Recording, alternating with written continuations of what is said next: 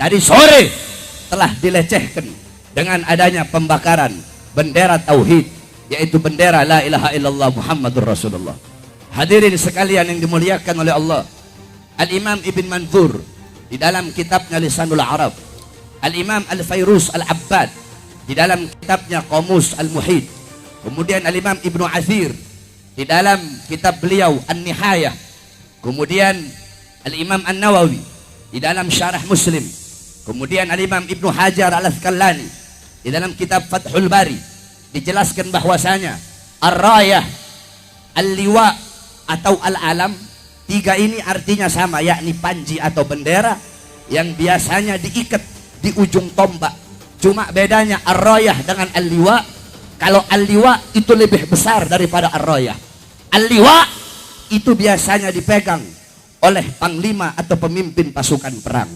Kalau Ar-Rayah itu dipegang oleh komandan-komandan, setiap komandan-komandan regu perang. Nah, saudara-saudara, di dalam hadis gal Al-Imam Ibn Abbas, yakni Abdullah Ibn Abbas, gal kanat rayatul Rasulillah sallallahu alaihi wasallam sauda wa liwa'uhu abyad. Akhrajahu Al-Imam Tirmidzi wa Ahmad wa Ibnu Majah wa Abu Ya'la wa Abu Naim. Tidak apa, Al-Imam Abdullah bin Abbas radhiyallahu an, beliau berkata, ada panji Nabi Muhammad itu berwarna hitam dan liwaknya berwarna putih.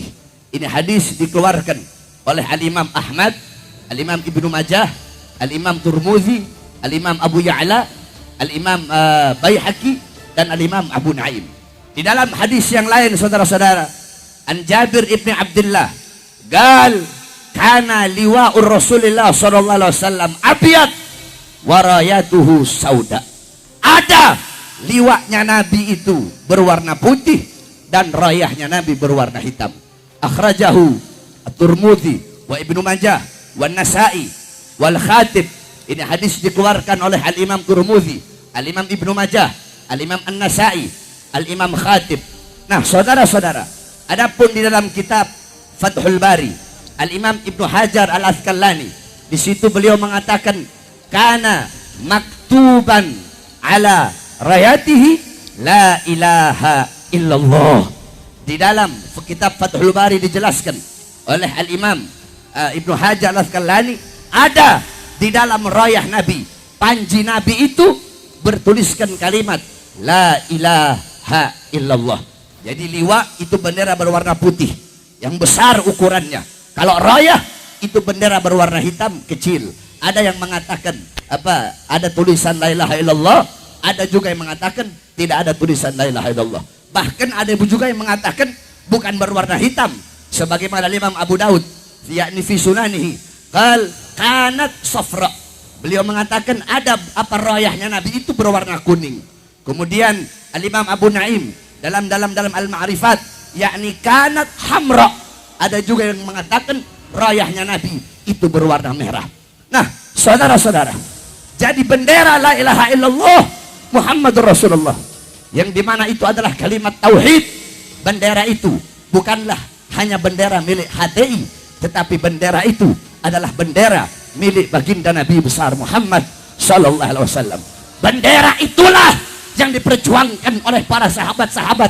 Bendera itulah yang dimana ketika Nabi Muhammad mengutus Sayyidina Ja'far ibn Abi Thalib ketika perang Mu'tah, Nabi Muhammad berkata, ya Ja'far, engkau pegang ini bendera, jangan sampai ini bendera jatuh di atas tanah. Al-Imam Ja'far ibn Abi Thalib At-Tayyar, beliau pegang bendera tersebut dengan tangan kanannya. Datang musuh, ditebas tangan kanannya, beliau potong bendera itu, apa beliau pegang bendera itu dengan tangan kirinya. Ada musuh bawa pedang, ditebas tangan kirinya, beliau pegang bendera tersebut dengan kedua bahunya, sampai beliau berikan bendera itu agar tidak terjatuh di atas tanah. Tetapi tadi sore bendera yang selama itu diperjuangkan oleh Nabi agar bendera itu tidak terjatuh di atas tanah, bendera itu telah dibakar oleh oknum Banser yang ada di Garut, saudara-saudara. Oleh karenanya saya sampaikan kepada seluruh para santri-santri, bendera la ilaha illallah Muhammadur Rasulullah bukan hanya milik HTI, tetapi bendera itu adalah bendera milik seluruh umat Islam. Oleh karenanya kami sampaikan kepada pihak kepolisian, jikalau mereka pembakar bendera tauhid tidak ditangkap, tidak ditemukan, tidak dihukum dengan seberat-beratnya, demi Allah, kami para santri akan turun ke Garut dan akan kami bakar mereka sebagaimana mereka membakar kalimat la ilaha illallah. Kalau polisi tidak tangkap, saya yang pimpin perangnya. Kita pergi ke Garut, kita bakar itu oknum Panser yang membakar bendera la ilaha illallah. Ini yang pertama yang ingin saya sampaikan, saudara-saudara. Kemudian yang kedua, loh kok bisa Beb? Ya, Sayyidina Abu Bakar As-Siddiq itu membakar bendera sama dia telah menghina Allah, menghina Rasulullah. Man syabballah wa rasulahu faqtuluhu. Sayyidina Abu Bakar As-Siddiq, barang siapa yang menghina Allah, menghina Rasulullah, bunuh dia, kata Sayyidina Abu Bakar As-Siddiq.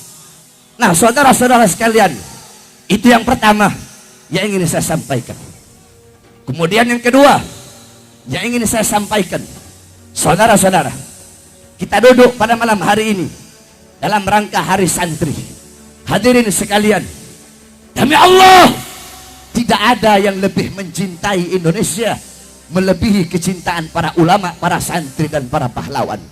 Tanah Indonesia telah dicuci dengan darah para ulama, darah para santri, darah para habaib, darah para kiai. Waktu itu belum ada tentara, belum ada polisi, belum ada negara, belum ada Pancasila, belum ada merah putih. Yang ada pondok-pondok pesantren, masjid-masjid, musola-musola, pondok-pondok pesantren, para habaib, para kiai, para ulama, para santri. Mereka berjuang melawan para penjajah. Santri-santri zaman dulu, malam mereka megang bolpen, malam mereka murojaah, mereka mutalaah, mereka hifdzul mutun, mereka qiraatul Quran, mereka munajat. Itu malam, tetapi di siang mereka tidak megang bolpen. Malam megang bolpen, megang kitab, murojaah, mutalaah. Siang mereka memegang bambu runcing, memegang pedang, berhadapan dengan penjajah untuk memerdekakan bangsa dan rakyat Indonesia. Oleh karenanya kita para santri-santri harus bangkit untuk negara, bangkit untuk Indonesia. Cukup sudah. Kita selama ini santri tidak pernah peduli dengan urusan politik. Mau siapa kayak jadi pemimpinnya, mau siapa kayak yang duduk di kursi kekuasaan, kita tidak pernah peduli. Sehingga karena ketidakpedulian kita, bangku-bangku kekuasaan itu diisi, diduduki oleh pemimpin-pemimpin yang zalim, pemimpin-pemimpin yang tidak adil, yang menyusahkan rakyat. Maka kini saatnya kita para santri-santri harus bangkit untuk Indonesia, bangkit untuk negara, bangkit untuk apa? Untuk mendapatkan pemimpin yang adil. Sebab apabila para santri-santri telah bersatu, para santri-santri telah menyuarakan kebenaran, pada santri-santri di dalam hatinya terdapat ghirrah, terdapat himmah, terdapat kecintaan kepada bangsa dan negara, maka pasti santri itu tidak akan membiarkan Indonesia rusak, tidak akan membiarkan Indonesia dipegang oleh para pemimpin-pemimpin yang zalim. Karenanya kita santri harus bangkit. Untuk apa? Untuk bangsa. Sebab kenapa? Gal Al-Imam Ghazali, innama fasadat ar-ra'iyah bifasadil muluk, wa fasadul muluk bifasadil ulama. Rusaknya rakyat, rusaknya masyarakat, rusaknya negara, itu dikarenakan rusaknya para pemimpin dan penguasa. Sedangkan pemimpin dan penguasa itu diangkat oleh rakyat. Pemimpin dan penguasa mereka jadi dari suara rakyat. Oleh karenanya saya sampaikan, suara-suara kalian yang akan yang akan menentukan, suara-suara kalian yang akan menentukan besok ke depan apakah Indonesia akan menjadi Indonesia yang baik atau Indonesia yang buruk. Suara-suara kalian yang akan menentukan apakah besok ke depan Indonesia akan mendapatkan pemimpin yang adil atau pemimpin yang zalim. Suara-suara kalian yang akan menentukan apakah besok ke depan Indonesia akan menjadi negara yang bagus atau negara yang rusak. Dan apabila kalian salah, menitipkan suara kalian kepada pemimpin yang tidak amanat, yang khianat, yang zalim, maka suara kalian akan dimintai pertanggungjawaban oleh Allah Subhanahu wa taala. Oleh karenanya saya sampaikan pada hari santri yang mulia ini, sebab saya santri, Habib Hanif santri, kita semua yang ada di sini santri. Tidak ada namanya mantan santri.